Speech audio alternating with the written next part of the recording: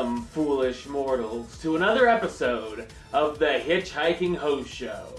I am your host, your ghost host, West Troop, and I'm back with another trending topic show.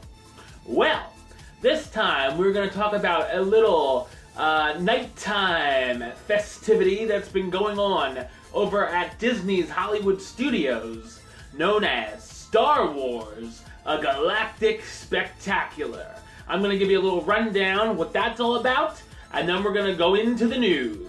So let's kick it.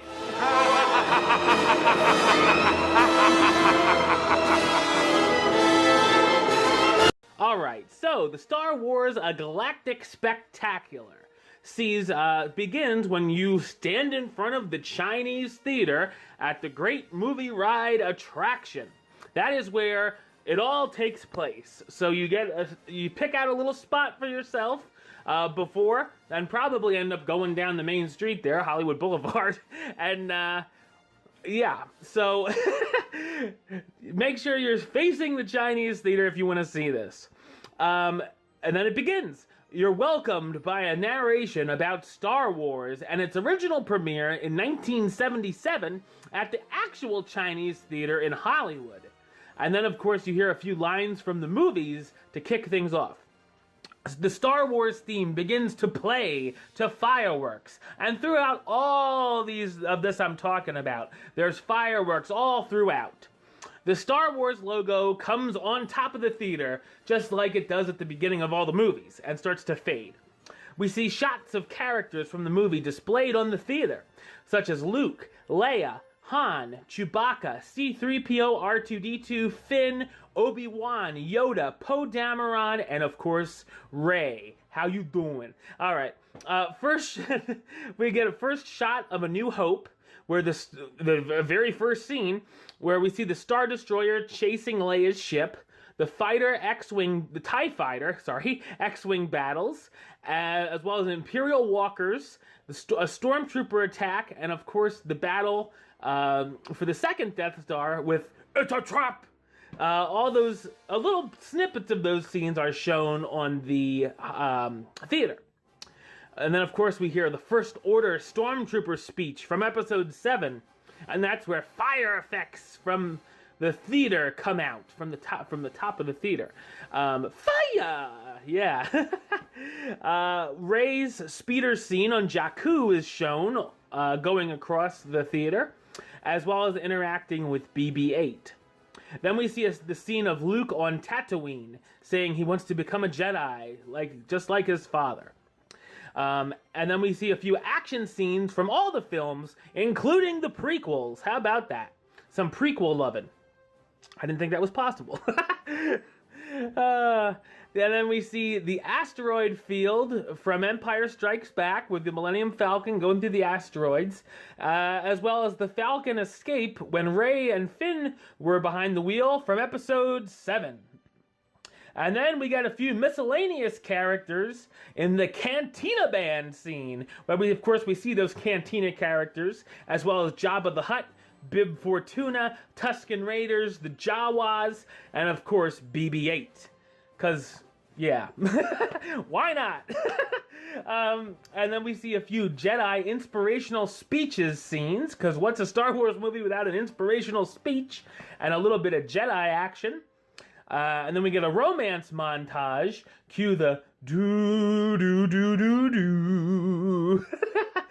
And then we get some lightsaber battles where something really cool happens. The spotlights on top of the theater start to cross each other, sort of like a lightsaber battle. I saw that, I was like, okay, that is awesome. And then we have a villains montage where we see Darth Vader himself, and the Imperial March plays. We see Darth Maul and one of his 4 lines from Phantom Menace, where strutting out his double-edged lightsaber, the Emperor's lightning. And of course, then we see a little Kylo Ren.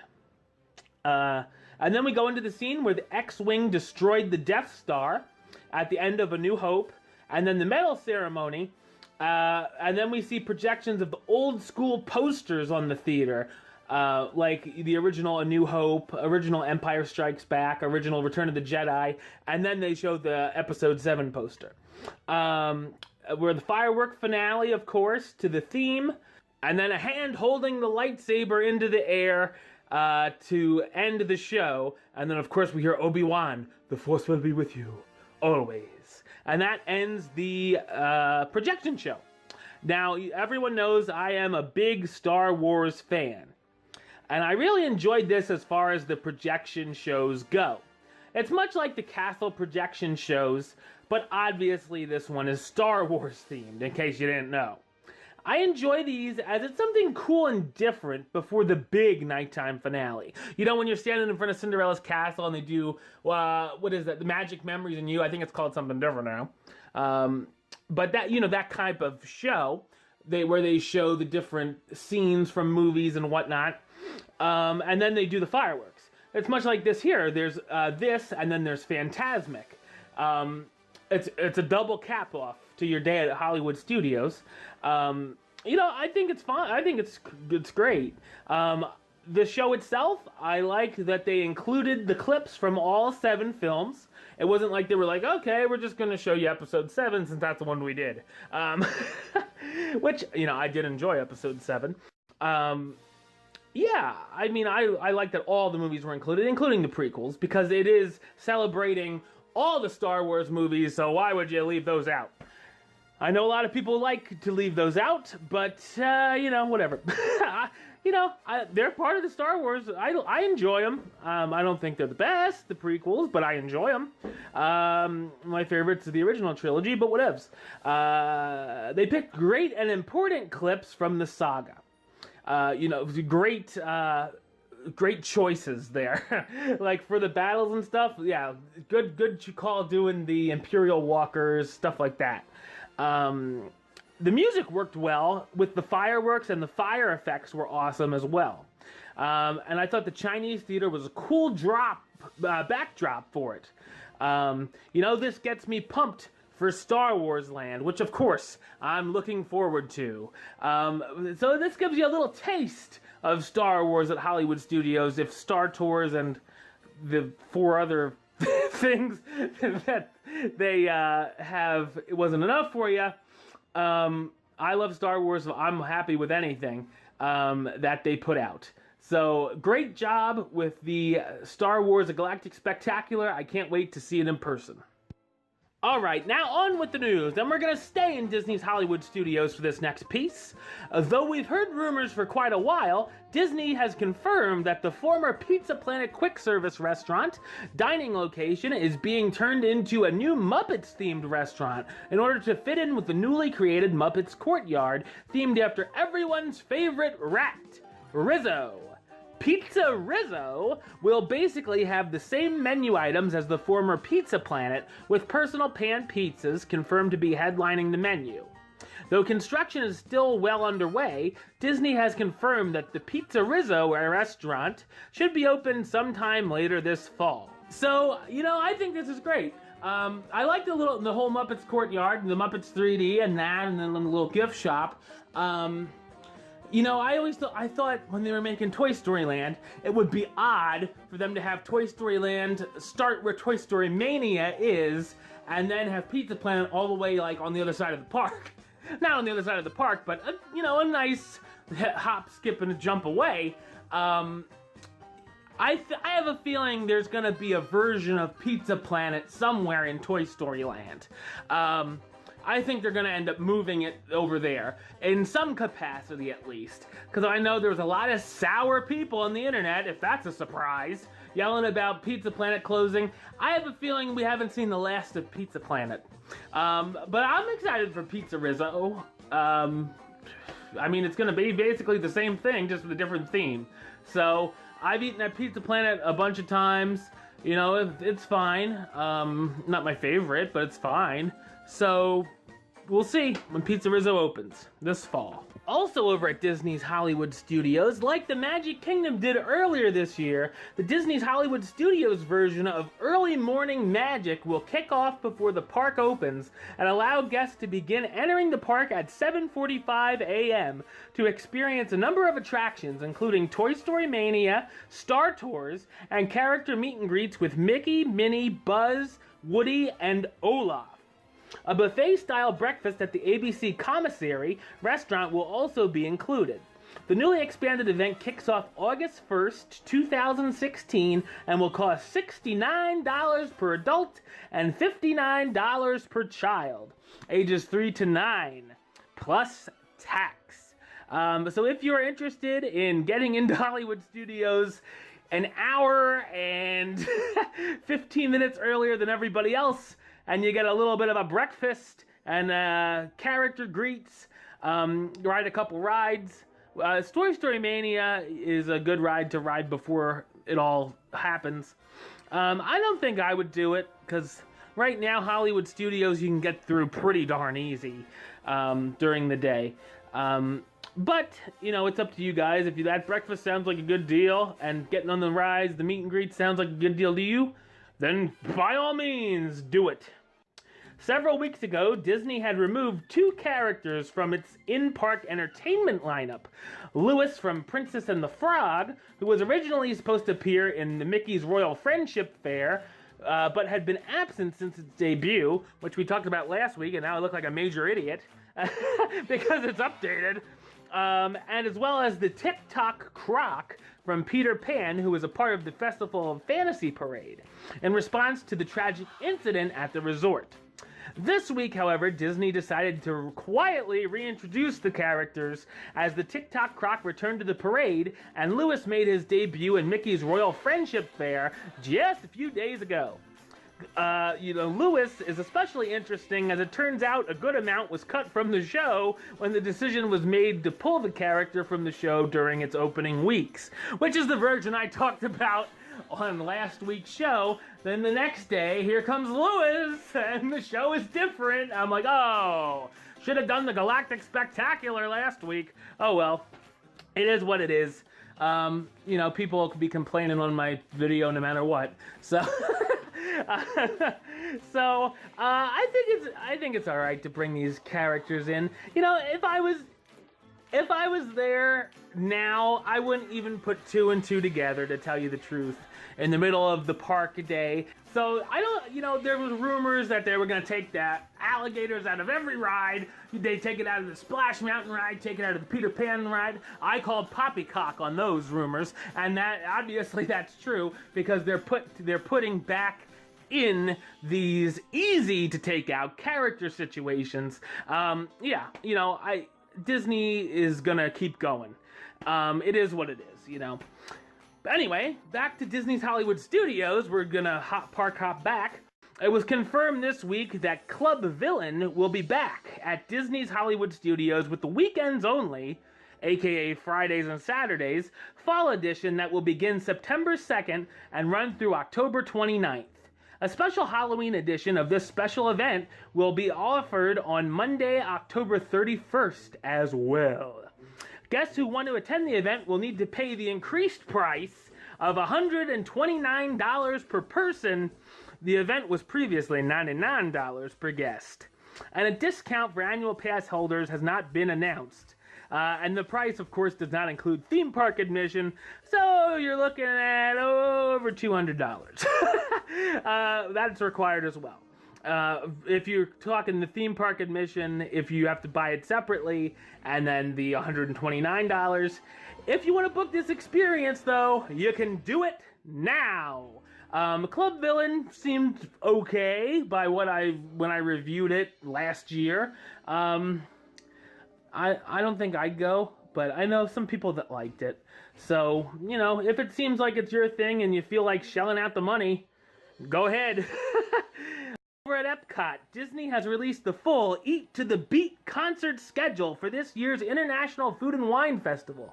The concerts take place daily at Epcot, the American Gardens Theater in a World Showcase during the festival, and the show times are 5:30, 6:45, and 8 o'clock. Those are all p.m., by the way. The full lineup includes September 14th through the 15th, Wang Chung. Everybody, Wang Chung tonight. September 16th to 18th, Starship featuring Mickey Thomas. September 19th to the 20th, Air Supply. September 21st to the 23rd, the Bodines. The 24th to the 25th is Fuel. 26th to the 28th, I Just Wanna Fly, Sugar Ray. September 29th to the 30th, Los Lobos. October 1st to the 2nd, David Cook. October 3rd to the 4th, Wilson Phillips, Hold On for One More Day. October 5th to the 6th, Blues Traveler. 7th to the 9th, Plain White Tees, Hey There Delilah. October 10th to the 11th, 38 Special. The 12th to the 13th, Jeffrey Osborne. On the 14th to the 16th, I Think We're Alone Now, is Tiffany. The 17th to the 19th is Dennis DeYoung, The Music of Styx. 20th to the 21st, Christopher Cross. 22nd to the 23rd, Toad the Wet Sprocket. 24th to the 25th, Chaka Khan. 26th to the 27th, Billy Ocean. 28th to the 29th, The Cult of Personality, Living Color. The October 30th to November 1st is Hanson, Bop. The 2nd to the 3rd, Soul Asylum. 4th to the 6th, Delta Ray. 7th to the 9th, Boys to Men. And of course, November 10th to the 11th is Sister Hazel. And usually who closes out the concert series every year, the Big Bad Voodoo Daddy. The 12th to the 14th. There is your Eat to the Beat schedule. Speaking of the Food and Wine Festival at Epcot, premium event bookings for the event will include upcharge experiences like the Party for the Senses, the Burger Block Party, the all-new Mix It, Make It, Celebrate It hands-on workshop, and more will open up this week on Thursday, July 21st. Those wanting to book one or more of the experiences can call the dedicated festival line, 407 WDW Fest, beginning at 7 a.m. to secure their spot for this year's special events. Sounds pretty serious. Once again, you know, the Food and Wine Festival itself is fine to me. I don't need the special crap. I'm sure it's nice, but, you know, I think you guys know by now, I'm not all for these extra pay events. I'm a cheap boy. But, yeah, you know, if that's your thing, if you've done them before and you like them, fine, do it. All right, just letting you know, there's the option. Over at Disney Springs, Japanese-inspired concept shop Uniqlo opened this past week on July 15th. This new shop specializes in quote-unquote lifewear, described as innovative, high-quality clothing that is universal in design and comfort and made for anyone, anywhere. Any place, anytime. All right, Uniqlo at Disney Springs is the company's first store in the Southeast region and features Supima cotton t-shirts, Dry Peak polo shirts, and premium linen shirts. Sounds expensive. So if you want to shop at the Uniqlo, if that sounds pretty cool to you, check it out over at the Springs, as we call it here on the show. And now we're going to head over to Universal, because we're gonna sell out for we're gonna sell out for a segment, along with Skull Island, Reign of Kong, which opened last week, which we talked about a month ago or more on this show. It took it that long to open officially. Universal Orlando Resort saw another grand opening this week. Loews Sapphire Falls Resort, the 5th on-property hotel, welcomes its first guests this past Thursday morning. it was me. No, definitely not. This Caribbean-themed hotel has 1,000 rooms and a 16,000 square foot pool, which is the biggest on Universal property, as well as an on-site restaurant and bar. Of course, for you lushes out there. But, you know, the hotel looks fine. You know, I probably won't ever stay there, but for those who like to stay at Universal Resort instead of Disney, there you go, I guess. Me, chances are, I'll probably never stay at the Universal Resort. I'll always be a Disney man. But there are those people that might do it if the deal is good enough. Then maybe I would sell out. If I got a free stay there or something, like on Price is Right, then I'd do it. But that's about all. But it is open, so if you're a fan of staying at the Universal Resort and you want to check that out, do it. Alright, well, that's the show. I'll be back with another trending topic show next week, and of course another Hitchhiking Host Show 101 as well, where we're going to talk about the history of a certain Disney attraction. But until then, don't forget to subscribe right here on YouTube. YouTube.com/HitchHostShow. You can like the show on Facebook, Facebook.com/HitchHostShow. Follow on the Twitter and the Instagram at HitchHostShow. And of course, if you want to listen to the show, or you are listening to the show, you can do so on Podbean. It's HitchHostShow.podbean.com. And of course, you can search for it on iTunes and Stitcher as well, under West Troop or the Hitchhiking Host Show. Until next time, don't forget to hurry back for the next episode. See ya.